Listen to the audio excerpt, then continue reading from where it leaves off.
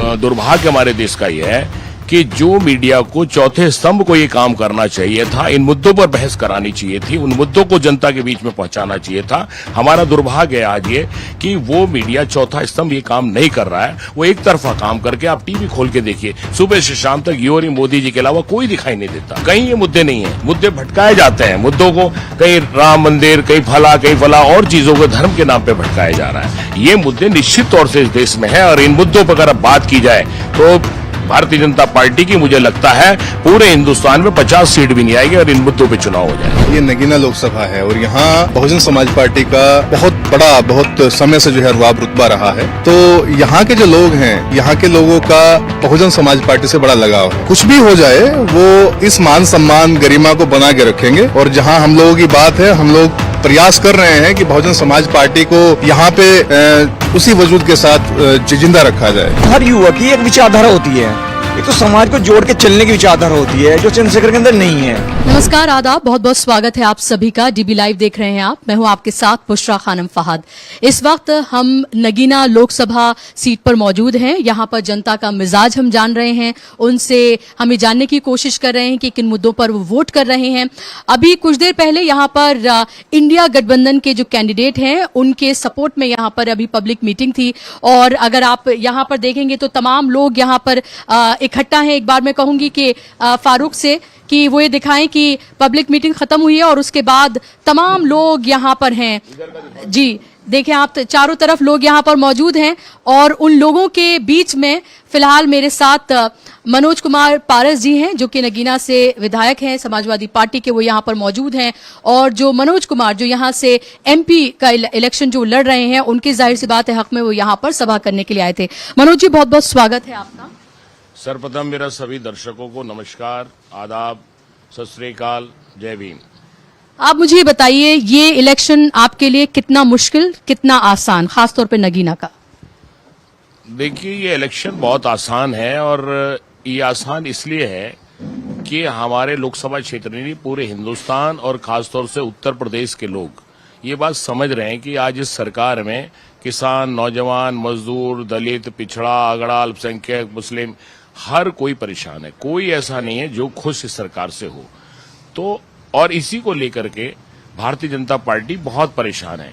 एक तरफ मैं आपका शुक्रिया अदा करता हूं कि आप लोग ये दिखा रहे हैं, लेकिन एक तरफ एक मीडिया ऐसा भी है जो सिर्फ उनकी बातों को प्रचारित करता है। हम 400 पार और 350 पार, अगर 400 पार आप कर रहे होते तो क्या केजरीवाल साहब को जेल में डालने की जरूरत पड़ती? क्या सोरेन साहब को जेल में डालने की जरूरत पड़ती? क्या आजम साहब पे झूठे मुकदमे लगाने की जरूरत पड़ती? क्या आपने जो अभी इलाहाबाद में 1 साल पहले 2 भाइयों का किस तरह से सरेआम उनको मार दिया गया, क्या ये कराने की जरूरत पड़ती? क्या अभी मुख्तार अंसारी साहब का परिवार चीख रहा है कि उनको जेल में स्लो पॉइजन दिया गया और उनको जान गंवानी पड़ी, तो क्या ये सब करने की जरूरत पड़ती? इससे सिद्ध होता है कि भारतीय जनता पार्टी परेशान है और वो 400 पार वार नहीं, वो बहुमत भी नहीं छू पा रही है। और सारी जनता जो है आज उसके आक्रोश में, उनके विरोध में और इन सारी बातों से, महंगाई से त्रस्त होकर के, परेशान होकर के इंडिया गठबंधन के साथ है और निश्चित तौर से इंडिया गठबंधन जीतने जा रहा है और सरकार बनाने जा रहा है। लेकिन यहाँ तो मुकाबला त्रिकोणीय, बल्कि मैं कहूंगी 4 तरफा नजर आ रहा है।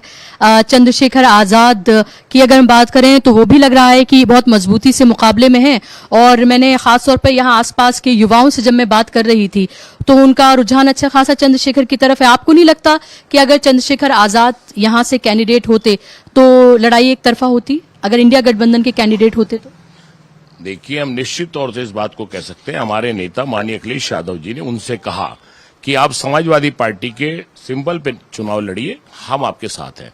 लेकिन बेसिकली दिक्कत क्या है, वो इंडिया गठबंधन की मदद नहीं करना चाहते, वो भारतीय जनता पार्टी की मदद करना चाहते हैं। अगर इंडिया गठबंधन की मदद करते तो राजस्थान में अकेले जाके चुनाव नहीं लड़ते, वहां कांग्रेस की मदद करते। वो इंडिया गठबंधन की मदद करते तो बिहार में अकेले नहीं लड़ते, वहां लालू यादव जी की प्लस उनकी मदद करते। अगर इंडिया गठबंधन की मदद करते तो मध्य प्रदेश में अकेले जाके नहीं लड़ते, वो कांग्रेस की मदद करते। इसलिए उन्होंने मना कर दिया कि हम साइकिल के निशान पे नहीं लड़ेंगे, हम अपनी पार्टी के निशान पे लड़ेंगे। क्यों? क्योंकि जो पीछे से फाइनेंस किया जा रहा है वो इसी बात के लिए किया जा रहा है कि आप इस वोट को डिवाइड कैसे करोगे। देखिए, भारतीय जनता पार्टी के लोग बहुत तेज और बहुत शातिर लोग हैं। उन्होंने पहले मुस्लिम्स के बीच में वोट डिवाइड करने के लिए कई मुस्लिम नेताओं की पार्टी बना के उनको बीच में भेजा। जैसे बीच में हमारी पीस पार्टी आई और उससे पहले यूडीएफ आई। उसके बाद जब उन्हें लगा कि आज मुसलमान इस सब बहकावे में नहीं आएगा, तो उन्होंने एक नए आदमी के पीछे गेम खेला और उसको फाइनेंस कर रहे हैं। अब बताइए, 138 मुकदमे जिस पे लगे उसे Y+ की सिक्योरिटी की क्या जरूरत है? एक तरफ तो जिन पे मुकदमे नहीं लगे उन्हें आप जेल में डाल रहे हैं। केजरीवाल जी पे कोई मुकदमा नहीं था, अब जेल में डाल दिया। सोरेन साहब पे कोई मुकदमा, जेल में डाल दिया। आजम साहब को झूठे मुकदमे लिख के जेल में डाल दिया। और एक तरफ 138 मुकदमे जिससे हैं उसको आप वाइस रेडी की सुरक्षा दे रहे हैं। तो इससे साफ जाहिर है कि भारतीय जनता पार्टी और आरएसएस के लोग मुस्लिम समाज के वोट को डिवाइड करना चाहते हैं, एक नया चेहरा ला करके मुस्लिम्स को गुमराह करना चाहते हैं। लोग आपके ऊपर भी तो ये इल्जाम लगा सकते हैं कि अगर आपके साथ होते तो आप वो ठीक होते, आपसे वो अलग हो गए या आपके साथ नहीं लड़ रहे हैं, अकेले लड़ रहे हैं, तो आप उनको बी टीम कह रहे हैं। ये कहा जा सकता है ना आपके लिए? देखिए, किसी के कहने पे कोई पाबंदी नहीं, लेकिन मैंने जितने उदाहरण आपको दिए, चाहे बिहार का हो, चाहे राजस्थान का हो, चाहे मध्य प्रदेश का हो, ये सारे उदाहरण सिद्ध करते हैं। और मैं इस बात में आप ही के सोशल मीडिया ने दिखाया, मीडिया ने दिखाया है कि अभी मध्य प्रदेश में उनकी पार्टी का एक उनका प्रदेश अध्यक्ष भारतीय जनता पार्टी की गाड़ी में 2 करोड़ रुपए के साथ पकड़ा जाता है। मैं पूछना चाहता हूं आपके माध्यम से, आखिर वो क्या कर रहा था वहां? क्यों वो पैसा पकड़ा गया? क्यों उनके साथ पकड़ा गया? ये सारी बातें सिद्ध करती हैं कि वो आरएसएस और भारतीय जनता पार्टी की टीम है। और अगर वो जीतने के बाद, मान लीजिए एक एग्जाम्पल मैं हाइपोथेटिकल कंडीशन आपके सामने रखूं, अगर जीतने के बाद वो आपके साथ आना चाहें, आप इस कंडीशन में हो कि आप सरकार बनाने की पोजीशन में हो, तो फिर आप क्या सोचेंगे? देखिए, मैं ये तो नहीं जानता कि कल क्या परिस्थिति बनेगी, लेकिन इतना जरूर जानता हूं, आपको भी याद दिलाना चाहता हूं कि एक बार माननीय अटल बिहारी वाजपेयी की सरकार 1 वोट से गिरी थी। 1 वोट की कमी की वजह से भारतीय जनता पार्टी की सरकार गिर गई थी। इतना मैं यकीन से कह सकता हूं, इसलिए कह सकता हूं कि आज के इस युग में, आज के इस समय में अगर कहीं 1 वोट से भारतीय जनता पार्टी की सरकार बन रही होगी और वो वोट अगर भगवान ना करे, अल्लाह ना करे, यहां से जीत जाए, तो इनमें इतनी हिम्मत नहीं है कि भारतीय जनता पार्टी के साथ ना जाए। लास्ट सवाल मेरा आपसे, क्या लग रहा है आपको किन मुद्दों पर ये चुनाव जो है वो लड़ा जा रहा है?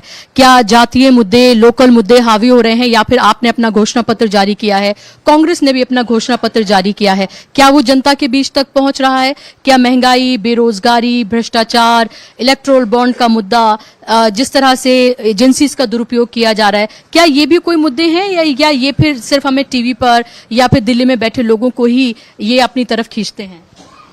निश्चित तौर पे आज देश में ये मुद्दे हैं, लेकिन मजबूरी और दुर्भाग्य हमारे देश का ये है कि जो मीडिया को चौथे स्तंभ को ये काम करना चाहिए था, इन मुद्दों पर बहस करानी चाहिए थी, उन मुद्दों को जनता के बीच में पहुंचाना चाहिए था, हमारा दुर्भाग्य है आज ये कि वो मीडिया चौथा स्तंभ ये काम नहीं कर रहा है। वो एक तरफा काम करके, आप टीवी खोल के देखिए, सुबह से शाम तक योरी मोदी जी के अलावा कोई दिखाई नहीं देता। कहीं ये मुद्दे नहीं है, मुद्दे भटकाए जाते हैं, मुद्दों को कहीं राम मंदिर, कहीं फला और चीजों को धर्म के नाम पे भटकाया जा रहा है। ये मुद्दे निश्चित तौर से इस देश में है, और इन मुद्दों पर अगर बात की जाए तो भारतीय जनता पार्टी की, मुझे लगता है पूरे हिंदुस्तान में 50 सीट भी नहीं आएगी और इन मुद्दों पे चुनाव हो जाए। क्या ध्रुवीकरण कोई मुद्दा है, राम मंदिर कोई मुद्दा है इस इलेक्शन में? कोई मुद्दा नहीं। उन्होंने चलाने की कोशिश की थी, लेकिन हिंदुस्तान की जनता ने और खासतौर से उत्तर प्रदेश की जनता ने उस मुद्दे को नकार दिया है। बहुत शुक्रिया हमसे बात करने। नगीना की लोकसभा सीट पर हम मौजूद हैं, घूम घूम कर लोगों का